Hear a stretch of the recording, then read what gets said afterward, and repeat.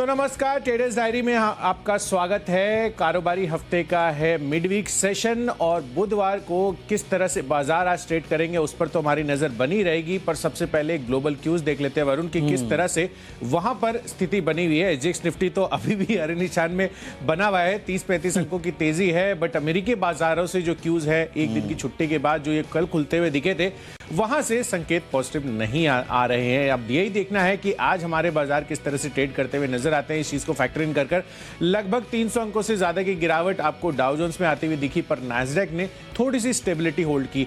कल वहां पर डाउ जोन्स में जो अर्निंग्स का प्रेशर आया, गोल्डमैन सैक्स आप देखिए जो वहां पर अर्निंग्स का मिस हुआ वो 10 सालों में सबसे ज्यादा गहराता हुआ नजर आया, जिस वजह से कहीं ना कहीं ये चीज का इंपैक्ट आया। बट दूसरी तरफ ऑन द कॉन्ट्रेरी अगर आप देखें तो मॉर्गन स्टैनले इनके नंबर्स रिलेटिवली काफी अच्छे रहे थे। तो अगर आप कह सकते हैं कि क्लियर कट अमेरिकी बाजारों में एक बुल वर्सेस बेयर केस भी बन सकता है। डेफिनेटली तो बुल वर्सेस बेयर केस बन रहा है। और मुझे तो देख के ऐसा लग रहा है ना कुशल कि हर देश की हर मार्केट की अपनी प्रॉब्लम है। अब वहाँ गोल्डमैन के देख लीजिए नतीजे, उसके चलते कहीं ना कहीं पूरा फाइनेंशियल सेक्टर जो है वो कल धराशायी हुआ। मॉर्गन स्टैनली के नंबर पे शायद किसी ने ध्यान ही नहीं दिया, इस तरह का हाल हुआ है। इसके लिए आप देखिए डाउ जोन्स में गिरावट, लेकिन नैस्डैक देखिए हरे निशान में बंद हुआ है। और ऐसा ही हाल शायद हमारे मार्केट्स में भी देखने मिलेगा आज। स्टॉक स्पेसिफिक एक्शन हम पिछले कुछ दिनों से देख रहे हैं और हम लगातार आपको यही कह रहे हैं कि स्टॉक्स पे नजर रख रहे हैं और हम लगातार आपको यही कह रहे हैं कि स्टॉक्स पे नजर रखेगा। आपको निफ्टी, सेंसेक्स, बैंक निफ्टी में जो देखने मिले वो मिले, लेकिन हाँ स्टॉक्स पे आपको नजर रखना है। सुबह सुबह एशियन मार्केट्स भी अगर आप देखेंगे तो कोई क्लियर कट व्यू जो है आपको एशियन मार्केट्स में भी देखने नहीं मिलेंगे। ऐसा नहीं देखने मिलेगा कि चौतरफा खरीदारी है। हैंसेन देखिए गिरा हुआ है, लेकिन निकाई डिशन के पहले निकाई में आज तेजी है, पता नहीं डिशन के बाद कितना गिरेगा कितना चलेगा। तो काफ़ी अनसर्टनिटी है ग्लोबल मार्केट्स को लेके। हर एक मार्केट के अपने खुद के क्यूज है और उन्हीं क्यूज पे आपको ट्रेड करना है। लेकिन कुशल 2-3 चीज़ों पे मेरे ध्यान है आज। एक तो ये एलएमई पे जो आपने कहा कि जिंक और एल्यूमिनियम के दाम बढ़ गए हैं उस पे, और कच्चा तेल $2 ओवरनाइट बढ़ गया। तो कहीं ना कहीं कमोडिटी साइकिल जो है उसके ऊपर नजर रखनी होगी, क्योंकि शायद काफ़ी सारे स्टॉक्स ऐसे होंगे जो इस साइकिल के बेसिस पे आज उछाल या गिरावट दिखाई दे सकते हैं। साथ ही साथ नतीजे भरपूर आ रहे हैं, तो काफ़ी सारे हमारे टीम्स में भी हमने शामिल किए हैं। बिल्कुल वरुण, तो चलिए इसी के साथ पारी की शुरुआत कर लेते हैं जो रणनीति हमने बताई है। और इस चीज़ को ध्यान में रखते हुए सबसे पहले जो कैश सेगमेंट का स्टॉक है वरुण आप बताइए। चलिए एक स्टॉक है, अगर ये एफएनओ में होता तो मैं इसे शॉर्ट कर देता, क्योंकि फंडामेंटल स्टोरी कुछ अलग कह रही है। लेकिन कुछ न्यूज़ डेवलपमेंट हुआ है जिसके चलते मैंने खरीदारी की, और वो है वी-मार्ट रिटेल। यहाँ पे मैं खरीदारी की सलाह दे रहा हूँ। 2950 के लक्ष्य के लिए आपको खरीदारी करना है। 2800 के आसपास का आपको स्टॉप लॉस रखना है। दरअसल खबर ये आई है कि अमांसा होल्डिंग ने 2800 के भाव पे इस काउंटर में करीब 3.25 लाख शेयर जो है उनको कल ब्लॉक डील में खरीदा है। अब देखिए वी-मार्ट रिटेल में क्यों ऐसा कह रहा हूँ कि शॉर्ट करना है, क्योंकि अब अगर आप देखेंगे तो स्पेंसर्स रिटेल भी कहीं ना कहीं इस पूरे फॉर्मेट में आ रहा है। रिलायंस ऑलरेडी मेट्रो ब्रांड्स को खरीद चुका है और खबरें ये भी थी कि शायद वो रिटेल में उतरेगा। अब यू नेवर नो। और एवेन्यू सुपर मार्ट ऑलरेडी है। ट्रेंड का जो ज़ूडियो है हमने देखा कि किस तरह से कंपटीशन वो दे रहा है। तो कहीं ना कहीं रिटेल स्पेस में ऐसा लग रहा है ना कि कंपटीशन बहुत ज़ोरदार बढ़ रहा है। अब पता नहीं उसके चलते बाकी लोगों पे कितना इम्पैक्ट होगा। इसके चलते शायद फंडामेंटल स्टोरी मुझे अब रिटेल में इतनी पसंद नहीं आ रही है। लेकिन हाँ, जिस तरह से अमांसा होल्डिंग ने कल खरीदारी की है, मुझे लगता है कि आज स्टॉक में आपको अच्छी खासी हरकत या तेज़ी देखने मिल सकती है। तो इस खबर के चलते आप खरीदारी कीजिएगा। 2950 के लक्ष्य के लिए 2800 का आपको स्टॉप लॉस भी इस काउंटर में रखना है। कुशल आपका बताइए। Mandatory by. बिल्कुल, और अमांजा होल्डिंग रेवट नेम है। इनफैक्ट यहाँ पर if I am not wrong Akash Prakash ji की यहाँ पर ये कंपनी है। और कहीं ना कहीं जिस तरह से वी-मार्ट रिटेल में ये खरीदारी होती हुई दिख रही है इस फंड हाउस की, वो डेफिनेटली आगे चलकर हो सकता है कि अच्छा लेगा आज के सत्र में ही आपको नजर आए। तो चलिए वी-मार्ट रिटेल इस पर तो नजर रखना ही है। कैश सेगमेंट में मेरी तरफ से है ड्रीम फोक्स सर्विसेज, हालांकि लिस्टिंग रही है, बट मोर इंपॉर्टेंटली यहाँ पर एक और फंड मैनेजमेंट आती हुई दिख रही है। और एबेकस जो एबेकस फंड है सुनील सिंघानिया साहब का, उन्होंने तीसरी तिमाही में अब यहाँ पर उनकी परसेंटेज होल्डिंग हमें शेयर होल्डिंग पैटर्न में देखने को मिल रही है। तो 1.82% की हिस्सेदारी अब यहाँ पर इनके जो एक्सचेंजेस पर शेयर होल्डिंग पैटर्न आता है वहाँ पर आपको देखने को मिलेगा। इसके पिछली तिमाही में ये चीज़ नहीं थी। तो इससे क्लियर कट यही लग रहा है कि ड्रीम फोक्स सर्विसेज पर अब जब बड़े बड़े फंड्स का यहाँ पर फोकस बन रहा है। तो ड्रीम फॉक्स सर्विसेज में खरीदारी कर चलिए 382 रुपए के टारगेट के लिए 365 रुपए आपको स्टॉप लॉस लगाना है। चलिए बढ़ते अपनी अगली कैटेगरी जो है डेरिवेटिव स्पेस की, और उसमें पहला जो सेक्शन है वो है फ्यूचर्स का। और फ्यूचर्स कैटेगरी में मैंने एक बिकवाली का कॉल चुना है और यहाँ पर भारत फोर्ज, यहाँ पर आपको बिकवाली करने की राय है। अब ये क्यों दे रहा हूँ मैं, आप भारत फोर्ज को देखिए, यहाँ पर जिस तरह की यहाँ पर तेजी होती हुई दिखी थी, अब कहीं ना कहीं गिरावट का रुझान साफ तौर पर देखने को मिल रहा है। एंड मोर इंपॉर्टेंटली एफआईएस की तरफ से तीसरी तिमाही में यहाँ पर लगभग 1.5% हिस्सेदारी घटाई गई है। तो यहाँ पर शेयर होल्डिंग पैटर्न में भी काफी बड़े चेंज आ रहे हैं। 19.3% थी पहले दूसरी तिमाही तक, और अब ये घटकर 17.9% हो गई है। तो एफआईएस का इंटरेस्ट इस काउंटर में कम होता हुआ दिख रहा है। तो हो सकता है कि यहाँ पर आज भी आपको बिकवाली देखने को मिले। तो भारत फोर्ज इसके फ्यूचर्स में बिकवाली करिए। 838 रुपए के टारगेट के लिए 878 रुपए आपका स्टॉप लॉस बनेगा। चलिए, मेरे तरफ से खरीदारी का कॉल है फ्यूचर्स में, और वो है आईसीआईसीआई प्रू में। इस कंपनी का नतीजा है, पहले टारगेट्स बता देता हूँ। 505, 476 का आपको stick stop loss base counter में रखना है। अब देखिए इस कंपनी का नतीजा है, नतीजे तो ऑलमोस्ट अनुमान से हल्के मिस है, कोई ज़्यादा मिस नहीं है। आप कह सकते हैं कि ऑलमोस्ट इन लाइन है। नेट प्रीमियम इनकम 4.3% बढ़ा है, एपी 5.5% गिरा है, हालांकि इसका अनुमान भी था। मुनाफा अगर आप देखेंगे 220-221 करोड़ पे आया, 270 करोड़ का अनुमान था। लेकिन मार्केट जिन चीज़ों को सबसे ज़्यादा फैक्टर इन करता है वो है वीएनबी मार्जिन्स, और वीएनबी मार्जिन्स अगर आप देखेंगे तो 27.1% से बढ़ के अब 32% पे पहुंच चुके हैं। एस्टिमेट था 31.1% के आसपास का। सॉल्वेंसी रेशियो देखिए 212 के आसपास पहुंच चुका है।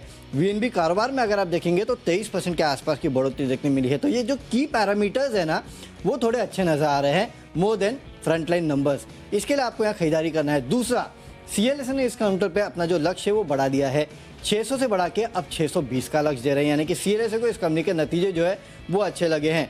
टॉप लाइन बॉटम लाइन पे अगर आप नजर नहीं देंगे और इंटरनल्स को अगर आप देखेंगे तो वहाँ नतीजे काफ़ी अच्छे नजर आ रहे हैं। इसके लिए आईसीआईसीआई प्रू में आज खरीदारी करके आप चल सकते हैं। 505 के लेवल के लिए 476 का आपको रखना है स्टिक स्टॉप लॉस। अब अगली कैटेगरी है ऑप्शंस की कैटेगरी, और आज मेटल काउंटर जो है वो चमक सकते हैं। टाटा स्टील 120 का कॉल ऑप्शन खरीदना है, 2.5 रुपये के लक्ष्य के लिए 1.7 का स्टॉप लॉस रखना है। देखिए जैसे कि हेडलाइन में भी कुशल ने बताया कि एल्यूमिनियम, जिंक, इनके दाम जिस तरह से बढ़ रहे हैं, चाइना रीओपन हो रहा है तो उसका भी इम्पैक्ट आपको देखने मिलेगा।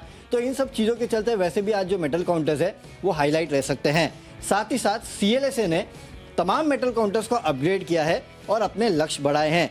सेल से सीधा टाटा स्टील अब आउट परफॉर्मर का कॉल ये दे रहे हैं, और लक्ष्य इन्होंने 90 से बढ़ा के 135 का कर दिया है। और केवल टाटा स्टील नहीं, जेएसपीएल और बाकी स्टील कंपनीज, हिंडाल्को को भी अगर आप देखेंगे तो वहाँ भी टाटा स्टील के सीएलएसए की तरफ से लक्ष्य जो है बढ़ाए गए हैं। तो जाहिर सी बात है पूरा सेक्टर फोकस में रहेगा। टाटा स्टील पसंद आता है, कन्विक्शन सबसे ज़्यादा इसमें है, जिसके लिए 120 का कॉल ऑप्शन आप खरीद सकते हैं। 2.5 रुपये के लक्ष्य देखने मिलेंगे, 1.7 के आसपास का स्टॉप लॉस भी आपको रखना है। कुशल, आपने स्टील कंपनीज लिए अपनी टीम में? देखिए कोइंसिडेंसी है और सेम कैटेगरी में स्टील कंपनी आ गई है। इनफैक्ट यहाँ पर सीएलएसए का जो फोकस है वो केवल टाटा स्टील पर ही नहीं, जैसे आप तमाम मेटल काउंटर्स की बात कर रहे थे तो उसमें जो हाई बीटा काउंटर है जेएसपीएल, उस स्टॉक को मैंने चुना है। एंड यहाँ पर भी काफी अच्छी रेटिंग अपग्रेड होते हुए दिख रहे हैं। इनफैक्ट यहाँ पर सीएलएसए ने जो सेल रेटिंग थी उससे रिड्यूस कर दिया है, उसको रिड्यूस में तब्दील कर दिया है। तो यहाँ पर एक लेग आपको यहाँ पर अपग्रेड होता हुआ दिखेगा। और मोर इंपॉर्टेंटली कंपनी के टारगेट्स आप देखिए वरुण, 430 रुपए के पहले ये दे रहे थे, उसको सीधा 610 रुपए अब इन्होंने कर दिया है। तो क्लियर कट आउट परफॉर्मेंस इनको नजर आ रही है जीएसपीएल में। तो सीएलएसए की ब्रोकरेज रिपोर्ट्स जो मेटल्स पर आ रही है, आज हो सकता है कि ये बाजारों में मेटल स्पेस को एक लेग अप देने में हेल्प कर सकता है। तो सीएलएसए की रिपोर्ट पर जीएसपीएल 590 रुपए का कॉल ऑप्शन खरीद कर चलिए, लगभग 11 रुपए के आसपास की प्राइसिंग पर अवेलेबल है। यहाँ पर 20 रुपए के टारगेट के लिए खरीदारी कीजिए, 6 रुपए का आपको स्टॉप लॉस लगाना होगा। तो चलिए पहली 3 categories cash, futures and option, ये तो हमने आपको बता दिए हैं। बढ़ते हैं अपनी अगली कैटेगरी जो है टेक्नोपेक, और टेक्निकल चार्ट्स पर वरुण को क्या पसंद है ये उनसे जानते हैं। चलिए कुशल, एक टेक्नो स्टॉक है लेकिन बेसिकली फंडा है, हालांकि 2-3 दिनों से टेक्निकल बदल टेक्नो है या फंडा है? टेक्नो फंडा है। तो स्टॉक का नाम बताता हूँ सबसे पहले तो टाटा कम्युनिकेशन। यहाँ पे खरीदारी की सलाह है, 1430 के लक्ष्य के लिए आप खरीदारी कर सकते हैं। स्टॉप लॉस रखना है 1370 का। देखिए फंडामेंटल्स तो कंपनी की काफी स्ट्रांग है। आपको याद होगा कुछ दिनों पहले रेखा झुनझुनवाला जी ने अपना स्टेक जो है इस कंपनी में भी बढ़ाया था, और लगातार स्ट्रांग हैंड्स जो है इस काउंटर में खरीदारी करके चल रहे हैं। लगातार तेजी में था। पिछले कुछ दिनों में जब मार्केट में गिरावट आई तो थोड़ा बहुत गिरावट इस काउंटर में आई है, लेकिन कल अगर आप देखेंगे तो फिर से एक रिवर्सल जो है इस काउंटर में देखने मिला है। मेरे ख्याल से रिवर्सल जो है आगे और चलेगा और स्टॉक में तेजी जो है वो बरकरार रह सकती है। 1430 के लक्ष्य के लिए आपको खरीदारी करना है, 1370 के आसपास का स्टॉप लॉस भी रखना है। तो टाटा कम्युनिकेशन मेरे तरफ से टेक्निकल पिक है, नजर रखिएगा इस काउंटर पर। बिल्कुल, तो ये हमारी तरफ से टेक्निकल पिक नहीं है, लगातार ये हमारे रडार पर रहा है और अनिल सर का स्ट्रॉन्ग हैंड रहा है, क्योंकि लगातार वो भी टाटा Top कम्युनिकेशन 25 पर में बुलिश सबके रहे। लिए। हाँ, तो डेफिनेटली यहाँ पर आपको इस वजह से भी नजर रखनी चाहिए। तो टेक्नो पिक और फंडा पिक दोनों के लिहाज से ही आप टाटा कम्युनिकेशन डबल कन्विक्शन यहाँ पर आता हुआ दिख रहा है। चलिए टेक्निकल चार्ट्स पर मुझे एमसीएक्स काफी पसंद आ रहा है, मल्टी कमोडिटी एक्सचेंज। अब यहाँ पर अगर आप चार्ट स्ट्रक्चर कल के सत्र का देखेंगे तो डेफिनेटली आपको नजर आएगा कि यहाँ पर अच्छी तेजी और स्टेबल तेजी बनती हुई नजर आई है। तो कहीं पे भी कोई भी लेवल पर भी आपको ब्रेक नहीं दिखेगा, इनके चार्ट पर कोई डिप नहीं नजर आएगी और लगातार कंसिस्टेंट अच्छी वॉल्यूम्स के साथ यहाँ पर कल कारोबार हुआ है। तो एमसीएक्स मुझे लग रहा है कि अच्छे चार्ट स्ट्रक्चर कल जो बने थे उस वजह से यहाँ पर आपको और भी बुलिशनेस आज नजर आ सकती है। तो 1680 रुपए के टारगेट के लिए यहाँ पर खरीदारी करनी है आपको, 1610 रुपए का स्टॉप लॉस लगाइए। अगली कैटेगरी है फंडा पिक और यहाँ पर मैंने स्टॉक चुना है अशोक लेलैंड का। अब देखिए यहाँ पर सीवी प्ले अगर आपको करना है तो अशोक लेलैंड से बेहतर ऑप्शन आपको नहीं मिलेगा, क्योंकि कहीं ना कहीं मुझे लग रहा है कि यहाँ पर जिस तरह की इनोवेशन स्ट्रीक कंपनी की होती हुई दिखी है, लगातार यहाँ पर तेजी का रुझान बन सकता है। डेफिनेटली आप देखिए स्टॉक ने पिछले कुछ दिनों में उतना अच्छा परफॉर्मेंस नहीं दिया है, बट लार्जली 110 115 रुपए के लेवल से उठकर अब 146 147 के आसपास ये ट्रेड करते हुए दिख रहे हैं और हायर हाइस्ट बनाने के लिए लगातार यहाँ पर कंपनी का जो थॉट प्रोसेस है और जो प्रयास कर रही है, इनका जो चार्ट स्ट्रक्चर आपको दिखेगा, उस वजह से मुझे लग रहा है कि यहाँ पर खरीदारी करके चलनी चाहिए। और एक खबर भी आती हुई दिखी है, दरअसल कुछ रिपोर्ट्स आ रही है कि पायलट बेसिस पर इन्होंने अदानी एंटरप्राइजेस के साथ hydrogen fuel cell electric truck ये लॉन्च करने का बात चल रही है। तो डेफिनेटली यहाँ पर जो इनोवेशन की मैं बात कर रहा था अशोक लेलैंड को लेकर, वो काफ़ी कारगर साबित हो सकती है आगे आने वाले समय में। और कमर्शियल व्हीकल प्ले आपको अशोक लेलैंड में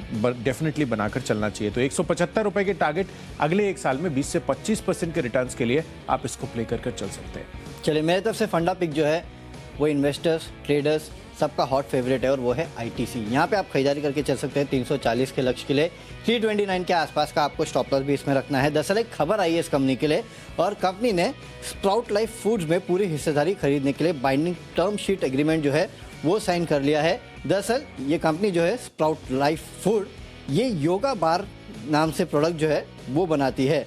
अब कुशल आपने खाया? मैंने देखा है काफी बार। आई थिंक ये शायद प्रोटीन बार है, प्रोटीन बार क्या है। एग्जैक्टली है? हाँ डेफिनेटली। तो nutrition led healthy food portfolio जो है इस कंपनी के पास है। तो एचयूएल ने भी किया था कुछ तो न्यूट्रिशन लाइफ का अधिग्रहण, तो इसी स्पेस में उन्होंने भी किया था। तो ये स्पेस जो है काफी बजिंग है और लगातार हम देख रहे हैं कि जो बड़ी कंपनीज है वो जो मिड साइज या छोटी कंपनीज है उनका एक्विजिशन करते जा रही है। तो ये स्पेस काफी इंटरेस्टिंग है और इस स्पेस में आईटीसी ने एक अधिग्रहण किया है। तो मेरे ख्याल से इस अधिग्रहण के खबर के चलते आज आईटीसी में आपको तेजी देखने मिल सकती है। वैसे भी मार्केट का मूड माहौल अगर खराब हो तो एफएमसीजी कंपनीज जो सेफ बेट होती है। कल भी आपने देखा कि एफएमसीजी कंपनीज में तेजी थी, मेरे ख्याल से आज भी एफएमसीजी कंपनीज में तेजी होगी और अब से बजट तक एफएमसीजी कंपनीज में तेजी होगी, क्योंकि याद रखिएगा 2024 के पहले का ये बजट है और काफ़ी सारी रिपोर्ट्स में पढ़ रहा था कुशल, जो कि कह रही थी कि शायद आपको काफ़ी सारा एलोकेशन जो है वो रूरल इकोनॉमी की तरफ देखने मिलेगा, क्योंकि रूरल इकोनॉमी काफ़ी स्ट्रेस में थी। तो जाहिर सी बात है उनका ध्यान रखना काफ़ी इंपॉर्टेंट है और तमाम एफएमसीजी कंपनी जो है उनका रूरल एक्सपोजर काफ़ी बेहतर है। तो लेट्स सी, पूरा स्पेस जो है वो रडार पे रह सकता है और आईटीसी इस खबर के चलते आज तेज़ी देखने मिल सकती है। माफ़ कीजिएगा। चलते अगली कैटेगरी जो कि निवेश की कैटेगरी, और निवेश के चलते भी बेसिकली एक रूरल थीम ही है, लेकिन एनबीएफसीज में है, बैंक्स में है, और वो है क्रेडिट एक्सेस ग्रामीण। यहाँ पे खरीदारी करके चलेगा 1100 के आसपास के लेवल जो आपको 6 से 8 महीने में देखने मिलेंगे। देखिए माइक्रो फाइनेंस इंडस्ट्री में इंडस्ट्री लीडर है। रेशियोज जो अगर आप देखेंगे रिटर्न रेशियोज वो इस कंपनी के काफ़ी बेहतर है, फंडामेंटल्स बेहतर है। FY25 तक अगर आप देखेंगे तो इस इंडस्ट्री में करीब 21% के आसपास की ग्रोथ का अनुमान काफ़ी सारी रिपोर्ट्स लगा रही थी। इनफैक्ट जैसे कि मैं कह रहा हूँ कि रूरल एलोकेशन जो है वो काफ़ी हद तक बढ़ सकता है आने वाले बजट में, और काफ़ी हद तक जो रूरल थीम्स है जिसमें माइक्रो फाइनेंस कंपनी जो है उनको एक बड़ा फायदा जो है इसका मिलेगा। तो तमाम माइक्रो फाइनेंस कंपनी जो है उन पे आप नज़र रखिएगा और उसमें से क्रेडिट एक्सेस ग्रामीण जो है मुझे अच्छी लगती है, यहाँ पे नज़र रखिएगा। अगर एलोकेशन बढ़ता है तो जाहिर सी बात है ये पूरे स्पेस में आपको अगले 6 से 8 महीनों में भरपूर तेज़ी देखने मिल सकती है। इस स्पेस को अपने रडार पर रखिएगा, हो सकता है आने वाले दिनों में और स्पेस से काफ़ी सारे स्टॉक्स मेरी टीम में आपको देखने मिले। आज के लिए क्रेडिट एक्सेस ग्रामीण नज़र रखिएगा इस काउंटर पर। बिल्कुल, तो क्रेडिट एक्सेस ग्रामीण पर नजर रखनी है और इन्वेस्टमेंट पिक के लिहाज से मैंने चुना है इन्फोसिस का काउंटर। दरअसल इसके पहले भी जब हम टीसीएस वर्सेस इन्फोसिस कर रहे थे तो हर एक पैरामीटर पे आपने देखा कि तीसरी तिमाही में किस तरह से इन्फोसिस ने टीसीएस को बीट करते हुए नजर आ रहे थे। जितने भी हमारे अनुमान थे उससे बेहतर साइड पर प्रदर्शन, रिलेटिव आउट परफॉर्मेंस आपको टीसीएस के मुकाबले इन्फोसिस ने दिखाई है। एंड लार्जली मुझे लग रहा है कि जो वैल्यूएशन फ्रंट पर भी गेम है वो इन्फोसिस का ज्यादा बेटर है। तो इसको खरीदारी कर चलिए 1800 रुपए के टारगेट के लिए अगले 12 महीनों में आपको ये अचीव होते हुए दिख सकते हैं। बढ़ते अपनी अगली कैटेगरी जो है खबरों के दम पर, एंड खबर है आरवीएनएल पर। यहां पर रेल विकास निगम लिमिटेड, इसमें खरीदारी करने की राय है। लगातार ऑर्डर विन्स तो कंपनी के आ ही रहे हैं और एक और ऑर्डर विन कंपनी को मिलता हुआ दिख रहा है। इनफैक्ट कंपनी को जीएमआरसीएल से ऑर्डर मिला है सूरत अहमदाबाद मेट्रो प्रोजेक्ट्स के लिए। ये L1 बिडर घोषित किए गए हैं। बट मोर इंपॉर्टेंटली एक चीज आप यहां पर देखिए कि ऑर्डर वैल्यू कितनी है। सूरत मेट्रो फेज 1 के लिए करीबन 674 करोड़ रुपए की बोली लगाई है और अहमदाबाद मेट्रो फेज 2 के लिए 384 करोड़ की यहां पर बोली लगाई गई है। बट कैच इसमें यह है कि सीमेंस का करीब 65% हिस्सा है और इसमें आरवीएनएल का इस प्रोजेक्ट्स के लिहाज से 35% हिस्सा है। बट डेफिनेटली अगर आप टोटल ऑर्डर वैल्यू देखेंगे उसके हिसाब से इनको भी काफी अच्छा रेवेन्यू शेयर मिलता हुआ दिखेगा। तो आरवीएनएल खरीदारी करके चलिए 77 रुपए के टारगेट के लिए 72 रुपए का आपको यहाँ पर भी स्टॉप लॉस लगाना है। चलिए, खबरों के दम पे जो स्टॉक मुझे पसंद है वो है सुंदरम फास्टनर्स। यहाँ पे आप खरीदारी करके चलेगा करीब 1000 के आसपास के लेवल आपको देखने मिल सकते हैं। 950 का आपको एक स्टॉप लॉस जो है वो भी यहाँ पे रखना है। खबर ये है कि एक ग्लोबल ऑटो क्लाइंट से इस कंपनी को $250 मिलियन के आसपास के ऑर्डर मिले हैं, यानी कि 2000 करोड़ के ऑर्डर जो है इलेक्ट्रिक व्हीकल प्लेटफॉर्म के लिए इस कंपनी को मिला है, जिसके असेंबली की सप्लाई के लिए ये ऑर्डर दिया गया है और कंपनी को इसमें करीब 200 करोड़ के आसपास का निवेश करना है। तो यानी कि एक बड़ा ऑर्डर जो है इसको मिला है और काफ़ी सारी ब्रोकरेज रिपोर्ट्स में पढ़ रहा था जो कि कह रही थी कि इस ऑर्डर के चलते इस कंपनी को बहुत बड़ा फायदा जो है वो मिलेगा और काफ़ी सारी जो लोकल ब्रोकरेज कंपनीज है उन्होंने अपने लक्ष्य भी इस काउंटर पे बढ़ाए हैं। तो मेरे ख्याल से आज ये स्टॉक ऑफ द डे हो सकता है। सुंदरम फास्टनर्स नजर रखेगा, ऑर्डर विन की खबर के चलते आज यह भरपूर तेजी हो सकती है। बढ़ते अपनी आखिरी और फाइनल कैटेगरी जो की है माई चॉइस की।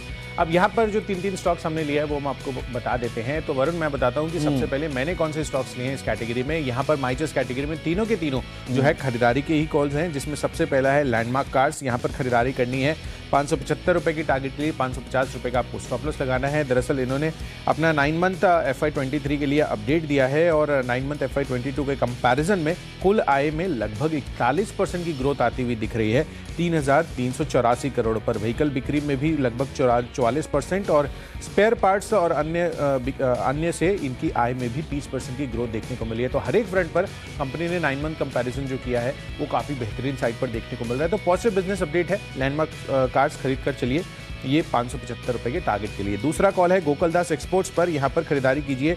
दरअसल यहाँ पर गोल्डमैन सैक्स एसेट मैनेजमेंट इंटरनेशनल ने लगभग 11,000 शेयरों की खरीदारी की है। ओपन मार्केट के जरिए 13 जनवरी को ये हिस्सेदारी इन्होंने खरीदी थी। तो हो सकता है कि पॉजिटिव प्राइस एक्शन आज आपको इस वजह से भी देखने को मिले। तो लगभग 388 रुपए का टारगेट आज यहाँ पर बनाइए, 373 का स्टॉप लॉस रखिए। और आखिरी कॉल है फिनोलेक्स केबल्स पर। यहाँ पर शेयर होल्डिंग पैटर्न में बदलाव हुआ है और एफआईआईज ने यहाँ पर हिस्सेदारी बढ़ाई है और 10% के ऊपर इनकी हिस्सेदारी फिनोलेक्स केबल्स में पॉजिटिव दिख रही है। तो खरीदारी कीजिए। इसमें भी 570 रुपए के टारगेट के लिए 547 रुपए आपका स्टॉप लॉस रहेगा। चलिए, माई चॉइस में मेरी तरफ से 2 खरीदारी, एक बिकवाली का कॉल है। सबसे पहले खरीदारी का कॉल है विप्रो पे। यहाँ पे आप खरीदारी करके चल सकते हैं। 405 के लेवल के 392 का स्टॉप लॉस रखना है। कल अगर आप देखेंगे तो ओवरनाइट एडीआर में करीब 2% के आसपास की तेजी थी, उसके चलते आज विप्रो में तेजी हो सकती है। लेकिन हाँ, याद रखिएगा 400 एक इंपॉर्टेंट हर्डल है, उसको जैसे ही पार करेगा 405 का आपको लेवल देखने मिलेगा और अगर उसको पार करके क्लोजिंग हो जाती है तो फिर शायद आपको और तेजी विप्रो में देखने मिल सकती है। अगला काउंटर है सेलान एक्सप्लोरेशन। यहाँ पे आप खरीदारी करके चल सकते हैं। 238 के लेवल के 224 के आसपास का आपको स्टॉप लॉस रखना है। कच्चे तेल में जिस तरह से तेजी आई है उसका असर आपको तमाम ड्रिलिंग और एक्सप्लोरेशन कंपनीज पे देखने मिल सकता है। इस स्पेस में आज तेजी हो सकती है, खरीदारी करके चलेगा सेलान एक्सप्लोरेशन में। और आखिरी में आईसीआईसीआई बैंक बिकवाली करना है। 850 के लेवल के लिए 875 का आपको स्टॉप लॉस भी रखना है। एडीआर में अगर आप देखेंगे तो 2.5-3% के आसपास की गिरावट कल जो है आईसीआईसीआई बैंक में देखने मिली थी। तो उसके चलते मेरे ख्याल से आज आपको यहाँ पे गिरावट देखने मिल सकती है। चलिए, तो माई चॉइस कैटेगरी में जो भी स्टॉक्स है वो तो हमने आपको बता दिए हैं, पर एक जल्दी से क्विक रिकैप ले लेते हैं कि हमने आपको कौन से स्टॉक्स और उसके क्या लेवल्स रहे हैं। कैश सेगमेंट में सबसे पहले है ड्रीम फोक्स सर्विसेज, यहां पर खरीदारी करके चलिए।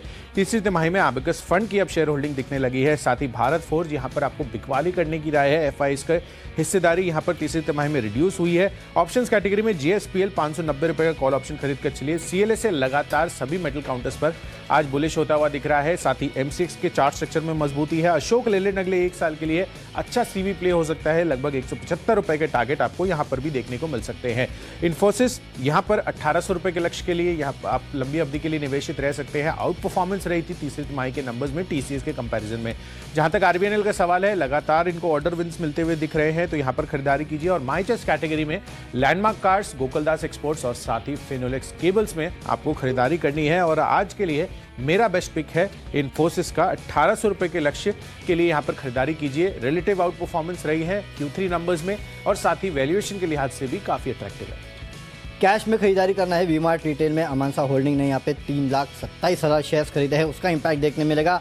फ्यूचर्स में आईसीआईसीआई प्रू में आपको खरीदारी करना है। नतीजे तो इनलाइन थे, लेकिन सीएलएसए ने प्राइस टारगेट बढ़ाया है, उसका असर आपको देखने मिल सकता है। ऑप्शंस में टाटा स्टील का 120 का कॉल ऑप्शन खरीदना है। सीएलएसए की तरफ से अपग्रेड आया है। टेक्निकली टाटा कम्युनिकेशन अच्छा लगता है, चार्ट पे मजबूत है। कल की तेजी के बाद फॉलो अप बाइंग देखने मिल सकती है। खबरें आईटीसी में है, तो फंडामेंटल पिक मेरे तरफ से आईटीसी है, यहाँ पे आप खरीदारी करके चलेगा। निवेश करना है क्रेडिट एक्सेस ग्रामीण में। 6 से 8 महीनों में 1100 के आसपास के लेवल देखने मिलेंगे। खबरों के दम पे सुंदरम फास्टनर्स आपको खरीदना है। एक ग्लोबल ऑटो क्लाइंट से इनको करीब 2000 करोड़ रुपए के ऑर्डर मिले हैं, उसका इंपैक्ट आज देखने मिलेगा। माई चॉइस में विप्रो और सेलान एक्सप्लोरेशन में आपको करनी है खरीदारी, लेकिन आईसीआईसीआई बैंक में कीजिएगा बिकवाली, क्योंकि ओवरनाइट एडीआर में करीब 2.5% के आसपास की गिरावट हुई है। और आज का मेरा बेस्ट पिक है सुंदरम फास्टनर्स, यहाँ पे आप खरीदारी करके चल सकते हैं। ग्लोबल क्लाइंट से इनको करीब 2000 करोड़ रुपए के आसपास के ऑर्डर मिले हैं इलेक्ट्रिक वाहन प्लेटफॉर्म के लिए, सब असेंबली सप्लाई करने के लिए। तो इस ऑर्डर विन के चलते आज सुंदरम फास्टनर्स में अच्छी खासी तेजी हो सकती है। तो चलिए, स्टॉक्स तो हमने आपको बता दिया कि कहाँ खरीदारी करना है, कहाँ बिकवाली करना है। जाते जाते एक बार सिंगापुर निफ्टी देख लेते हैं। वहाँ पे अभी भी करीब 37-40 पॉइंट के आसपास की तेजी जो है वो देखने मिल रही है। तो एटलीस्ट हरियाली जो है वो सिंगापुर निफ्टी में है।